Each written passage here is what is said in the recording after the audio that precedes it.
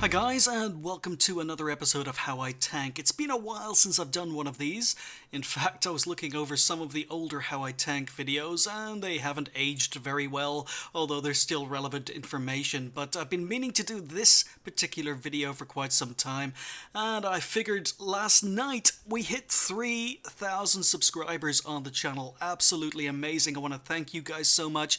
I'm going to be doing a special 3,000 subscriber special. I'm going to be giving away some stuff on a future video, but not today. I had this video planned for today, and I'm gonna make it. So what we're going to be doing today is we're going to be talking all about equipment. So in a lot of my reviews, I often talk about equipment, and I just touch on why I think some equipment is better on some tanks than others, and basically what I feel about the equipment on any particular tank. But I've never really got into what the actual equipment does, what benefit it has from putting that equipment on your tank.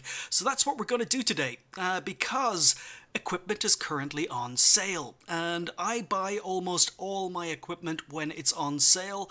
And you go into the store, it's very easy. You can see it's half price, and what I normally do is I go to all nations, all vehicles, go down to equipment, and I look through all the equipment I usually buy and usually use. So you could see here I've got 32 improved vents ones on tanks.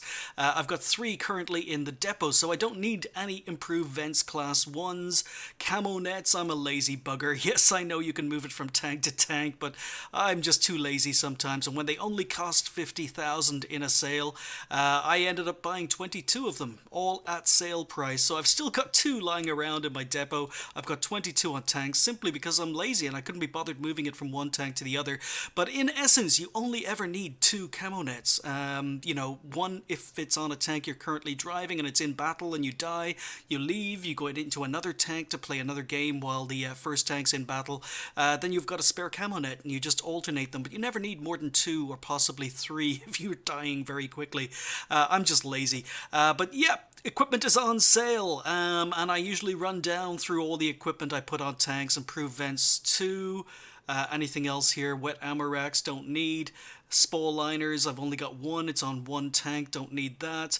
Medium caliber gun rammers, I've only got 1 here in the depot. So you know what, let's buy another 2 of them. So right, I should now have 3 medium caliber gun rammers in the depot, just in case I'm driving any medium tanks in future. And while we're making up use of the sale, RT rammers, I've got 3 in the depot, don't need. Binocs, again, I'm lazy, you only ever need 2. And I've got 10, 2 of which are still in the depot. Yeah, don't need that. Oh, I'm out of coated optics. Coated optics, 42 tanks, I've got 0 in the depot. So you know what, we're going to buy some of those. We're going to spend $1 million on coated optics to buy 4 coated optics. And there we go. So anything else I use, I'm just doing this very quickly to show you. I usually make huge savings in World of Tanks by doing this. Enhanced gun laying drive to improve aiming speed. I don't use it on that many tanks. I've already got 1 in the depot, so well, I do use it on quite a few tanks actually, but I tend not to use it these days. So yeah, I don't think I need anything there. And you're also seeing a heck of a lot of other pieces of equipment that I either haven't bought or I've got very few of. Gun rammers, I'm always running out of gun rammers, so loading time improves loading time. We'll get into that in a moment. I'm actually going to buy 6 of these, I think, because they're probably, I put them on every tank. I'm going to talk about that coming up very shortly. Toolboxes, again, you only ever need 2 of them. I'm lazy, so I've got 5. But just remember, some of these I may have bought 2. So a lot of the equipment I may have bought 2 or 3, but I won or got other stuff through missions. So that's probably why I have so many. Vert stabs, always good. Let's buy 2 of those. That's Vert stabs Mark 1. There we are. Vert stabs Mark 1. Anything else? Wet ammo racks? No, don't need them. Not yet, anyway. Improved vents 3. I am out, so let's buy 2 of those. You can see I'm going through my money very, very quickly. But I may be spending millions here, but I've just spent nearly 3.5 million so far. But I've actually saved 3.5 million because equipment is on a discount. So if I were to buy these without the sale on, I would only get half of what I'm buying, and it would cost me just as much. So this is all saving. Large caliber artillery shell rammer, no, I've got one in the depot. Vert stabs 2, I'm out of again. Okay, and super heavy Spall liner, don't need. So we'll buy maybe 3 of these. Just short of 1 million. Okay, so there we go. That is when I buy all my equipment in the depot. I buy it while it's on sale. I never or very, very rarely buy equipment if it's not on sale. I like to keep things stocked up, and it saves me money in the long run. Saves me a heck of a lot of money.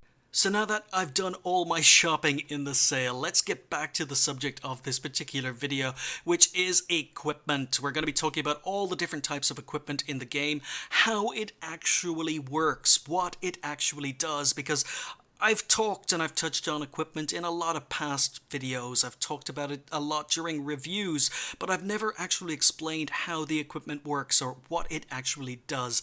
So we're going to go down, and I suppose we start with there are 2 types of equipment. There are 2 types of equipment in World of Tanks. Now I know there are many types of equipment here, but there are 2 types of equipment. There is regular equipment and there is complex equipment. I think that's what they call it. Regular equipment is equipment that can be mounted and demounted from a tank without any penalty. So, like I say, you only need 2 of them. Things like the Binocs, the Camo net, and the Toolbox. They can be mounted and demounted from tanks without any penalty. All other equipment at the moment in World of Tanks is considered complex equipment. Now, it can be mounted on any tank if the tank can mount it, but in order to demount it and put it in another tank, it's going to cost you 10 gold. So complex equipment costs gold to demount, whereas regular equipment is free. And we're just going to talk about the regular equipment, I suppose, to begin with. First one on the list as we scroll down is the Camo net. Okay, the Camo net. If we look at the description here in the store, it says reduces detection chance when the vehicle is stationary. Okay, so it improves your camo rating. Or does it? Because the actual way the Camo net works is it provides a percentage bonus to your camo rating. Yep. It's not a flat bonus. There are 2 types of bonuses when it comes to equipment. There's a flat bonus and there is a percentage bonus. This is a percentage bonus. So it basically makes or gives a percentage improvement to the camo rating of a tank. So for example, this mouse in my garage right now has a very, very, very poor camo rating. It is a huge tank. So by putting a Camo net on this mouse, I am basically giving this mouse a percentage bonus to its camo rating, which is absolutely terrible. So therefore the bonus is going to be absolutely terrible. Therefore putting a Camo net on a mouse is completely and utterly useless. But if we go to a light tank, for example, the one I have here is the Chaffee. Yep, the Chaffee has quite a high camo rating. So by putting a Camo net on the Chaffee, it actually gives a much bigger percentage bonus to the tank's camo rating because the camo rating on the tank is quite high in the first place. The thing you've got to remember is that the Camo net is only active when the tank is stationary, when it's not moving. So a light tank gets a camo bonus when it's moving. All other tanks don't. But the Camo net only gives the percentage bonus to the tank's camo rating when the tank is stationary, even light tanks. So the tank needs to be stationary for 3 seconds in order for the Camo net to kick in. So therefore, Camo nets, putting them on tanks with good camo rating is good. Putting them on tanks with bad camo rating is going to be a complete and utter waste of credits and a waste of time. There are usually better pieces of equipment. So things like tank destroyers, if they've got a high camo rating, a Camo net is very good for a tank destroyer because it spends a lot of its time stationary. But putting it on, for example, some medium tanks that are constantly on the move, or heavy tanks that have very, very bad camo rating in the first place, then it's a waste of time. But basically, camo nets, it gives a percentage bonus to the camo rating on the tank already. So you don't put it on tanks that have bad camo rating. That's pretty much it. Moving on from the camo nets, the next piece of regular equipment is Binocs. So Binocs, when we look at the description in-game, plus 25% to view range for a stationary vehicle up to 500 meters. Now this is more of a kind of a flat bonus. I know it says plus 25%, but view range is not a hidden stat, so it's freely available to the right on the garage window. You can see the view range of whatever tank you're driving, so it gives you plus 25% to that view range. So it's pretty good. It gives you view range up to 500 meters, but that's a little bit of a red herring, because you can't actually spot tanks up to 500 meters. The maximum distance you're able to spot tanks up to is about 450 meters, so just slightly less than 450 meters. But we'll get into that in the future, because there's a little bit more mechanics involved regarding view range. But basically, the more view range you have on a tank, the better. And Binocs give you plus 25%, so obviously it stacks. If a tank like Camonet, if a tank has good view range, plus 25% of good view range is even better view range. If a tank has terrible view range, plus 25% is not quite as good, so you get less bang for your buck if the tank has bad view range to begin with. However, it does give you plus 25%, so that is an extra 25 meters of view range for every 100 meters of view range the tank has. So if a tank has 200 meters of view range, that's an extra 50 meters of view range. If it has 300 meters, that's 375 meters of view range. If it has 400 meters, then it gets up to close to the magical 500 meters, although, as I say, you can't spot that far anyway. So it does stack. If you put Binocs on a tank with good view range, it is obviously a lot better than putting it on a tank with bad view range. However, there are some limitations. Once again, just like the Camonet, the Binocs need to be on a tank that's stationary for 3 seconds. So quite often you'll see players using Binocs and Camonet together, because both equipment choices need the tank to be stationary, and they need it to be stationary for at least 3 seconds. But Binocs are a pretty good piece of regular equipment, and if you're playing on a budget, then obviously Binocs are something you're going to want to have on most tanks. Moving on, the next piece of regular equipment is the Toolbox. There it is. So the Toolbox, plus 25 to repair speed, plus 25% to repair speed. Now this is a percentage bonus, it's not a flat bonus. Repair speed depends on a lot of factors. Not all tanks have the same repair speed. Not all modules have the same repair speed. The way repairs work in World of Tanks is every single module on your tank has its own hit point pool. So, for example, your tracks have their own hit point pool that are separate from the hit points of your tank.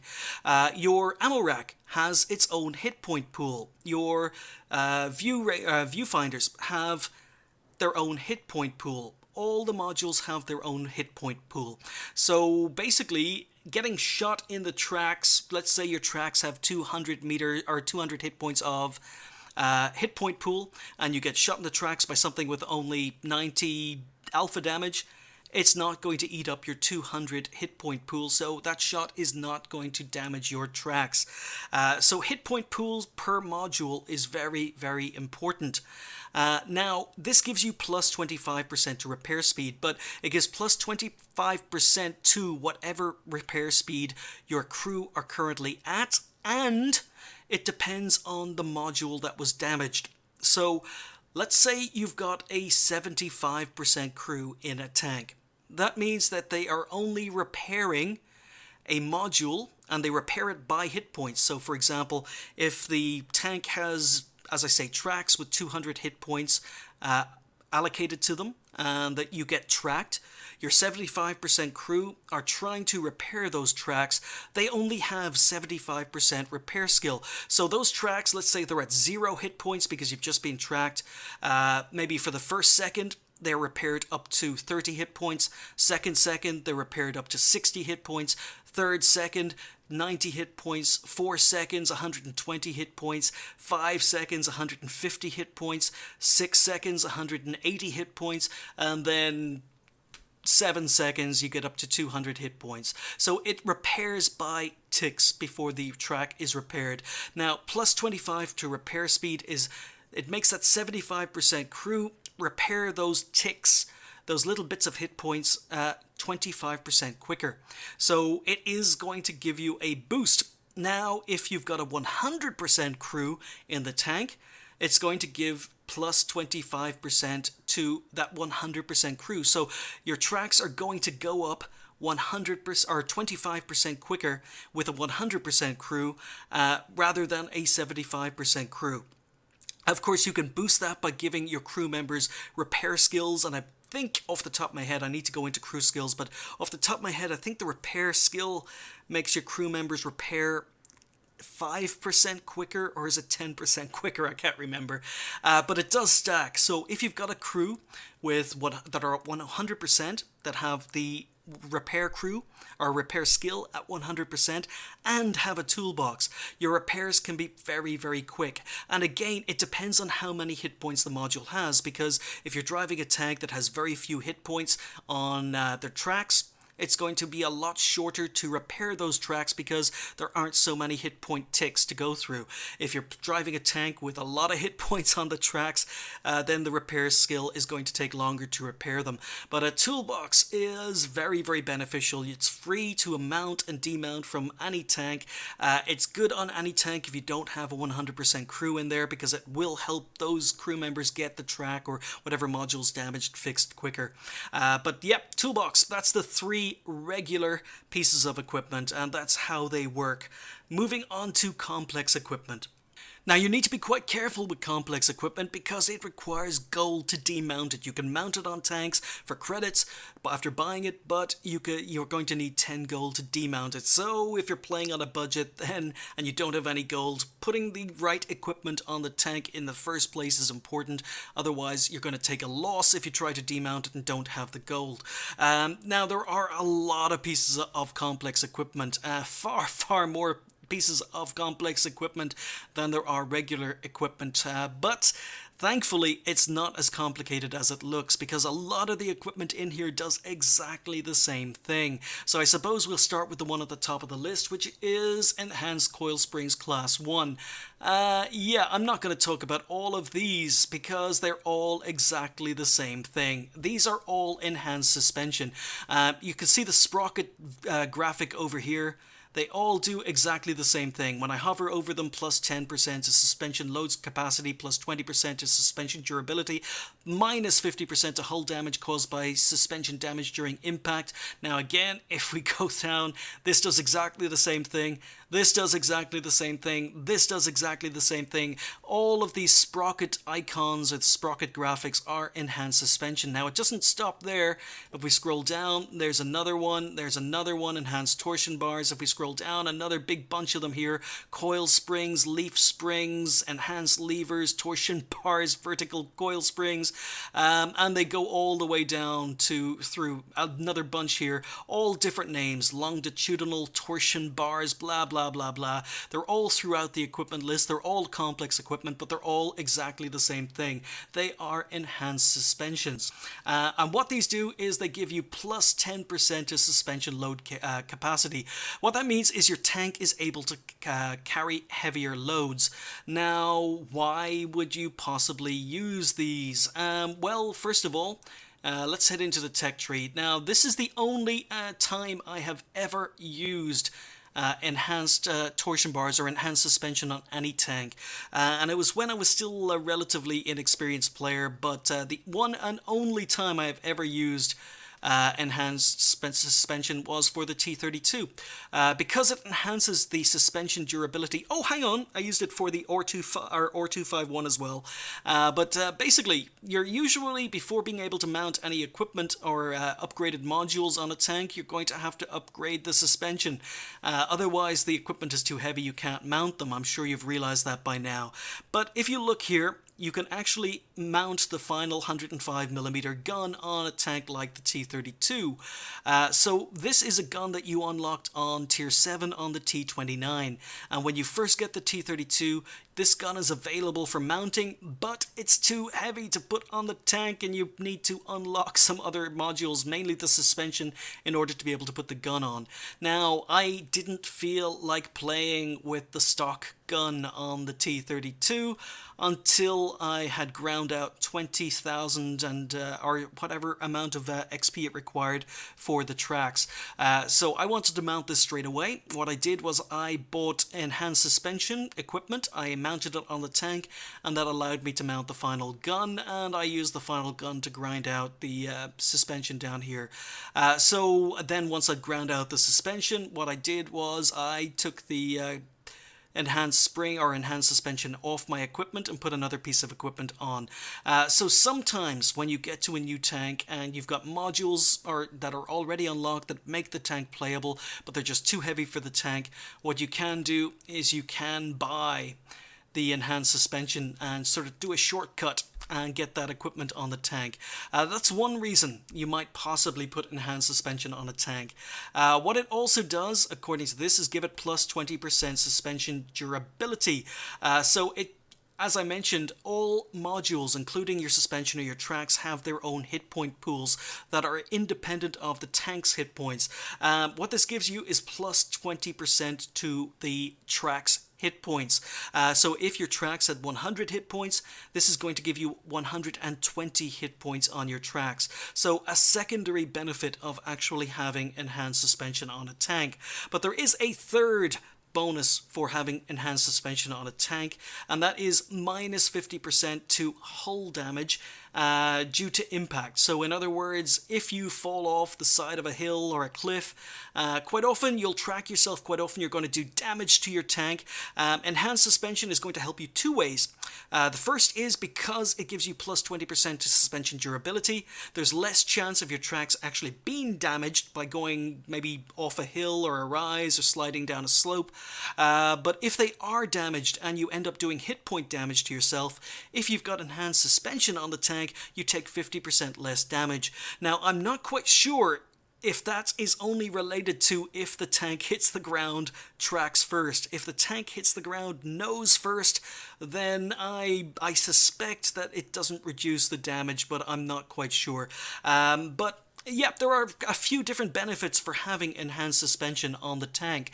However, I really don't think it's worth it on most tanks. Unless you're in a very, very fast tank and have a habit of going over rises, catching air, and constantly tracking yourself. Or you've just unlocked a new tank, you want to mount modules that you've already unlocked, but you have to get the tracks in order to mount them, then that would be the other reason for maybe putting it on a tank. I don't think it's a great piece of equipment. I don't even think it's really down to your playstyle unless you're very, very careless in a light tank or a fast medium. So usually enhanced suspension of any type is something I would say is not worth it. Moving on to Spall liners, I see it there at the bottom of the screen. Now, again, this is a piece of equipment that a lot of people actually don't understand exactly how it works. And I'm going to do my best to explain it, and I promise you're probably still going to be as confused by the end of this as most people are. But there are four types of Spall liner. We've got a light Spall liner, we've got a medium Spall liner, we've got a heavy Spall liner down here, and we've got a super heavy Spall liner right down here at the bottom. Now, I tend not to use Spall liners on very many tanks, but I do happen to have one on some of my bigger tanks, like the Mouse and the Tog 2.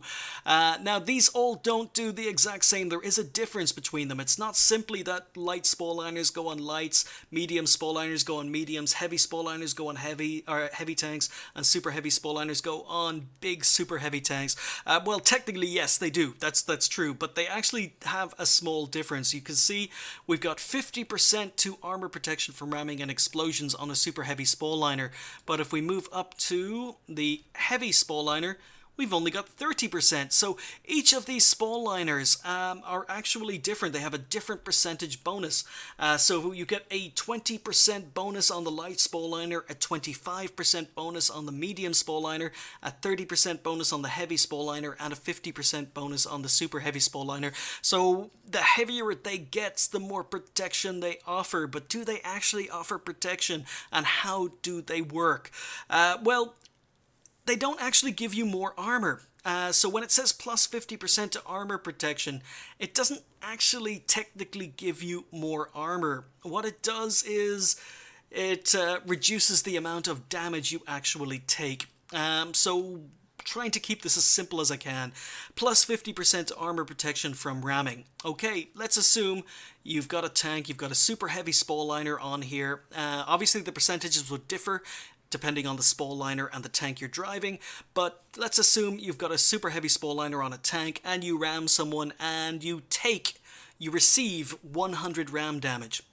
Okay, now if you had a super heavy Spall liner on the tank and you ram someone, you would actually take less damage. Now you don't actually take 50% less damage, it's actually more like 30%, but you do take less damage from ramming someone. So, you know, I used to have a Spall liner on my E50M and my E50 because I used to drive around like a maniac trying to ram people to death. So I've taken them off since, but yes, they do give you more protection from ramming. And they're even better if you've got crew skills that protect you from ramming as well. I can't remember what the crew skill is off the top of my head, but yes, they will prevent damage. Not 50% damage, but they will prevent some damage that you take from ramming enemy tanks. And explosions. Now, this one is the more important one because a lot of people might put Spall liners on tanks because they are targeted by arty. You know, I'm in my mouse. Every arty is going to be aiming at me if I'm in a mouse. Now, it's not actually going to help me that much from high explosives explosions. It doesn't quite work the same. You see, what the super heavy Spall liner actually does is it protects from splash damage. It protects from HE that doesn't penetrate. However, it provides absolutely zero protection if a tank can penetrate you with an HE round. So you're driving around in your cruiser and you run into a KV2. It doesn't matter if you've got a light Spall liner on your cruiser. The KV2 is going to penetrate you and is going to do full damage. If the HE shell penetrates, the super heavy Spall liner is not going to prevent you from taking any damage. That's why sometimes when I'm driving my mouse, I can get hit by a tier 10 arty and take 2,000 damage. Because it penetrated. That is just the downside. So a lot of people put a Spall liner on a tank and they're saying, oh, the Spall liner is crap, it doesn't work because I've just taken full damage from an HE shell.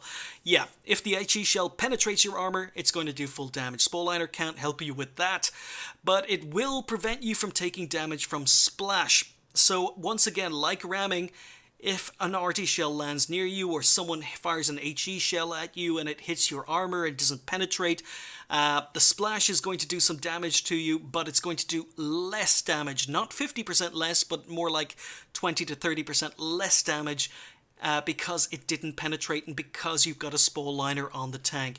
So really, I think it's a little bit more beneficial from ramming rather than from explosions, but it can reduce the damage. The question is, does it reduce it enough to warrant spending so much money on a super heavy Spall liner or a Spall liner from a tank? Well, I would still say yes, because not only does it prevent you from taking damage from ramming, it prevents you from taking damage from splash, but not from direct penetrations from HE shells. But the other main reason you might put a Spall liner on a tank is it gives plus 50% of protection of the crew from injuries. So HE splash damage does a heck of a lot of crew damage, depending on the tank you're driving.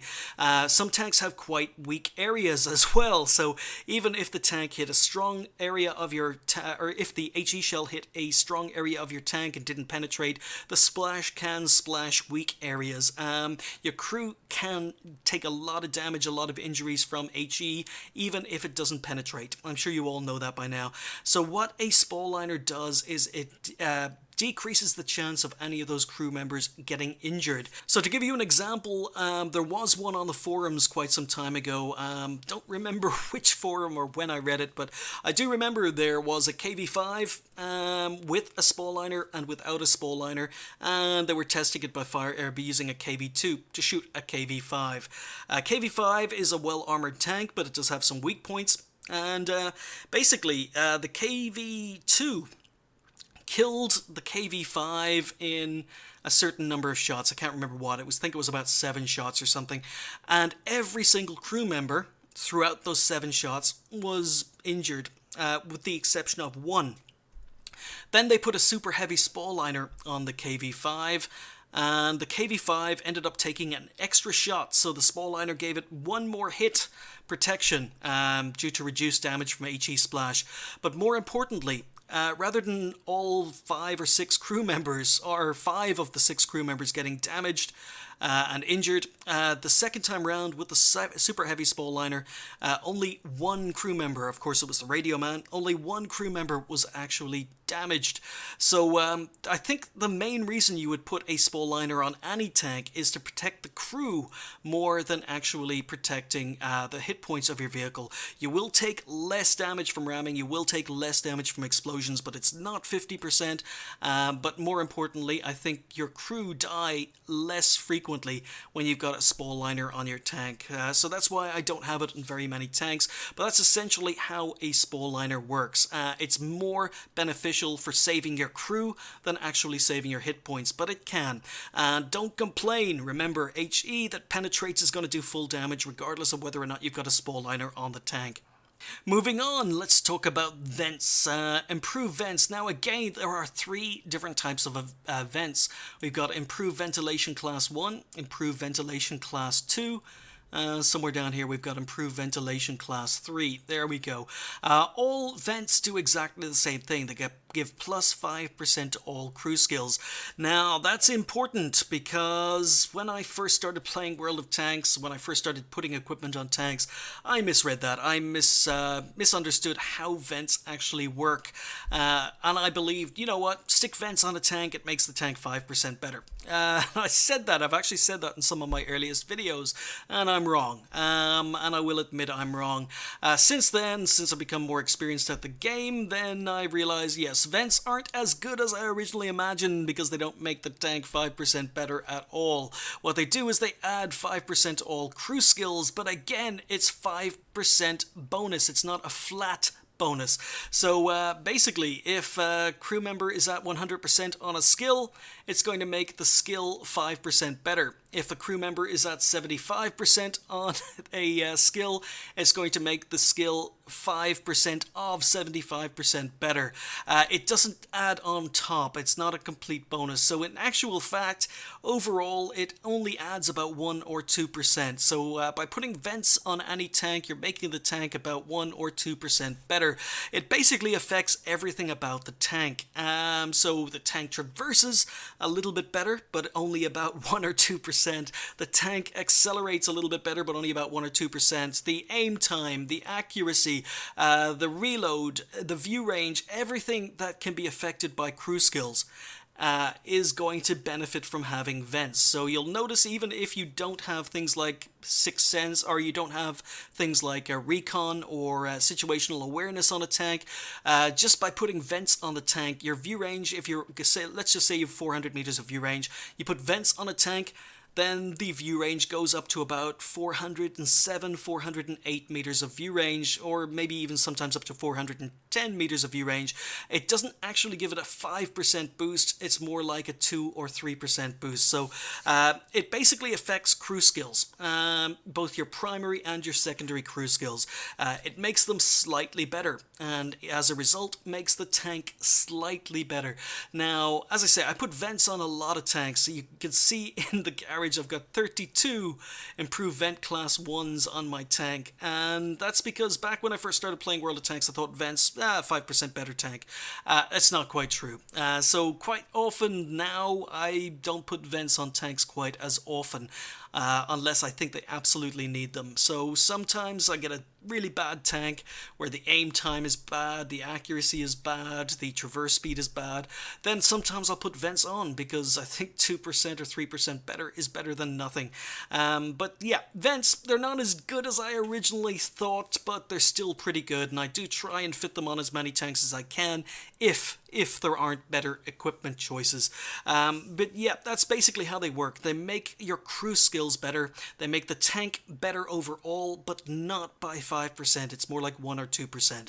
Moving on, the next piece of equipment that I haven't covered is... that's all been covered. Oh, here we go. Wet ammo rack is the next one down here. Wet ammo racks. There are two types of wet ammo rack. You've got a wet ammo rack class 1 and you've got a wet ammo rack class 2. I think that's it. Why is my game freezing? Yeah, so you've got two types of wet ammo rack. How does a wet ammo rack work? Well, this is very, very easy. Wet ammo racks, you've only got two types. Wet ammo rack is not light. Again, it's one of these pieces of equipment that adds 1% of the weight of your tank. So if your tank weighs 100 tons, the wet ammo rack is going to weigh 1 ton. But if your tank is quite light, then the wet ammo rack is actually going to be very, very light and probably unnoticeable by putting it on the tank. But it works by increasing the ammo rack's hit points. Remember I said every module has its own hit point pool? Well, this gives you plus 50% ammo rack durability, so that works very, very simply. If your ammo rack, let's say for example, has 200 hit point durability, someone shoots it with a gun that does 300 alpha damage, then boom, you're going to get your ammo rack damaged, or even worse, it's going to explode and kill you. However, if you have a wet ammo rack on the tank, then the ammo rack durability is going to be 50% better. So if you've got 200 hit point ammo rack, put the ammo rack on the tank, it's going to have 300 hit points. So if a gun that fires less than 300 damage hits your ammo rack, there's much, much less chance of it damaging or destroying the ammo rack. So it essentially boosts. It's a flat bonus depending on the hidden stat that the ammo rack has. So just increases the hit points of your ammo rack by 50%. And really, the only reason you would put this on a tank is if it has ammo rack problems. You know, tanks like the later Leopards, the Leopard Tier 9 and Tier 10 on the German medium line, they get ammo racked a heck of a lot. So wet ammo rack is only viable if you're going to be putting it on a tank that has, you know, the ammo rack constantly knocked out. British tanks, actually, a lot of British tanks have ammo rack problems as well. So, yeah, wet ammo rack, that's how it works. It's very, very simple. Okay, apparently my game crashed, so we're going to get back to this. For some reason it kept freezing while I was in the depot window. It's probably a memory leak or something in the game. But moving on, next piece of equipment we need to talk about, complex equipment, is the medium caliber gun rammer. Now, okay, gun rammer is very, very easy. There are 4 types of gun rammers, 2 for tanks, 2 for arty. So you got a medium caliber tank gun rammer, you got a medium caliber artillery shell rammer. When we move down, we should have another one down here, large caliber tank gun rammer, and another one here, large caliber artillery shell rammer. Now, gun rammers are very, very simple. Basically, what they do is they give minus 10% to loading time. So, to put it very, very simply, they increase your DPM by 10%. Okay, that's basically it. increase your DPM by 10%. So if your tank has 2000 DPM, you put one of these tanks on your, or one of the gun rammers on your tank, and all of a sudden you've got 2200 DPM. It decreases the loading time so you can fire faster. If your tank has a reload time of 10 seconds, you put a gun rammer on the tank, the reload time is 9 seconds. It's very, very simple. And DPM is everything. Reload time is everything in this game. You get more credits and you get more XP for doing damage to enemy tanks, and the quicker you can do that damage, the quicker your gun reloads, the more credits and more XP you can earn. So pretty much every single tank in the game that can fit a gun rammer, I recommend putting a gun rammer on the tank. Very few tanks I own very few tanks that don't have a gun rammer. All 4 gun rammers that I showed you do exactly the same thing, minus 10%. It's really, it's just such an important piece of equipment. And really, the only tanks that don't really come with gun rammers are some of the lower tiers and autoloaders. Unfortunately, autoloaders don't get these things because 10% magazine reload on an autoloader would be just insane. But yeah, gun rammer, absolutely viable, absolutely necessary on pretty much every single tank. Very, very simple piece of equipment to explain. Okay, now that the game kicked me out because apparently it thought I was AFK. So many problems. Alright, moving on from the gun rammer, we're going on to additional grousers. Okay, technically these are extra pieces of metal that are added to the tracks. This is a piece of complex equipment you can only get for lower tier German tanks. So even higher tier German tanks don't get these, and they are a complete and utter waste of time. Now when we look at the stats, you can see plus 10% of performance on soft ground. Now remember, that's swampy ground, not even grassy terrain. It gets a 5% bonus to performance on moderately soft ground, so on medium terrain ground, plus 5%. But problem is, this is a piece of equipment that's only available for low tier German tanks, and yeah, a lot of these tanks have very, very poor ground resistance anyway on marshy and medium ground anyway, so 10% of bad is still bad, 5% of bad is still bad, so it doesn't really give you that much of a bonus. And on top of that, if you look at the weight of the additional grousers is a ton. These things weigh a ton. So you're driving a low-tier German tank. It's only going to be weighing 4 or 5 or 6 or 7 tons in the first place. You're basically increasing the weight of your tank by a whole ton, which makes the acceleration, which makes the traverse much worse anyway. So really, there is absolutely no benefit of putting additional grousers on any tank. But that's what they are. That's how they work. Moving on, the next piece of complex equipment we come to is coated optics. Now, coated optics are very, very simple to explain again. You probably know this already, but they give plus 10% to view range up to a range of 500 meters. Now, this is a flat bonus, because again, view range is not a hidden stat. You know what the view range of your tank is. If your tank has 400 meters of view range, it's going to give you a plus 10%, which means you're going to get 440 meters of view range. It's very, very simple. If your tank has 300 meters of view range, you're going to get 330 meters of view range. So coated optics enhance the view range of your tank. Now again, it can be boosted with crew skills, it can be boosted with consumables, but one thing you need to be aware of is coated optics do not stack. They do not stack with binocs. So for example, if you got coated optics and binocs on a tank, you don't get 25% view range for binocs and an additional 10% view range for coated optics. It's one or the other, and binocs will override coated optics all the time if the tank is stationary, so they don't stack. Now again, it's a law of diminishing returns. If you put coated optics on a tank that has poor view range, it's obviously not going to be as good as if you put it on a tank with good view range. But really, it's down to how you play the tank. It might even be worth putting it on tanks with low view range, range, down to the fact you play those tanks actively, because the big advantage coated optics have over binocs,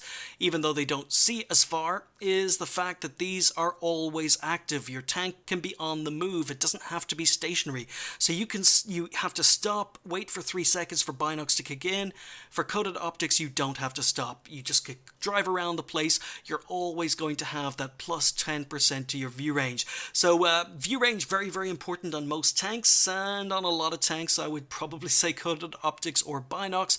Usually the choice is down to how you decide to play the tank. But yeah, coated optics, very easy to explain. Next up, we've got the Cyclone filter. Just going down the list here, the Cyclone filter. This is only available for Russian and Chinese tanks. You can't get this piece of complex equipment for any other type of tank. And what it does, again, very, very simple, plus 50% to engine durability. Now remember, again, I said modules, including the engine, all have their own hit point pool, unrelated to the hit points of the tank. So if your engine has 400 hit points, you're going to get plus 50%. That means your engine then has 600 hit points. It simply stacks on top of the amount of hit points your engine has on whatever tank you're driving. And as I say, you can only get this for Soviet or Chinese tanks. So if you're, for example, driving a tank like the KV-13 that constantly gets its engine knocked out, then a Cyclone filter will help with that, because it means that the hidden stat of engine hit points is going to be boosted by 50%. But basically, that's it. It doesn't really have any other advantages. It's not going to prevent your engine from going on fire. Really, all it does is it basically prevents the chance of getting engine damage. That's pretty much it. Moving on to the next piece of complex equipment, which is the enhanced gun laying drive. We're getting there, folks.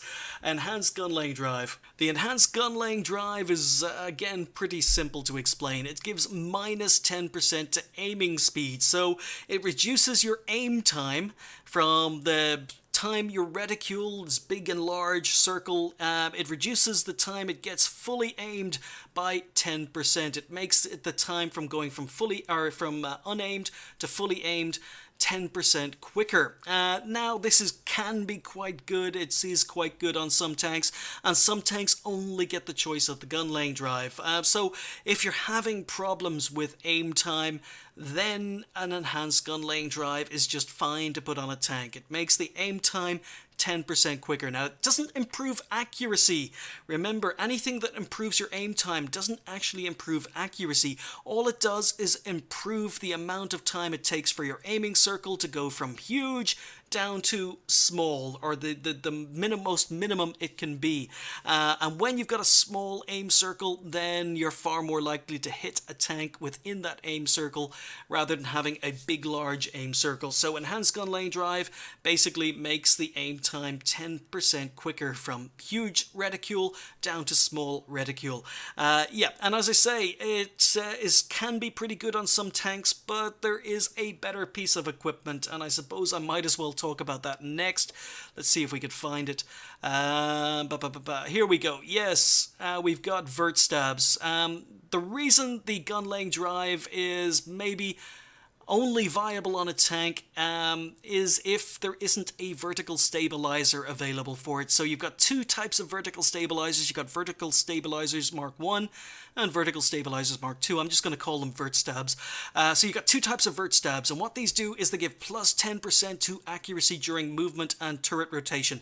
That is a little bit incorrect. That's the description. Gives plus 20% accuracy. That's not quite true. What vert stabs actually do is they make the aim circle 20% smaller. So remember, the gun laying drive, you start with a big aim circle, get to a small aim circle 10% quicker.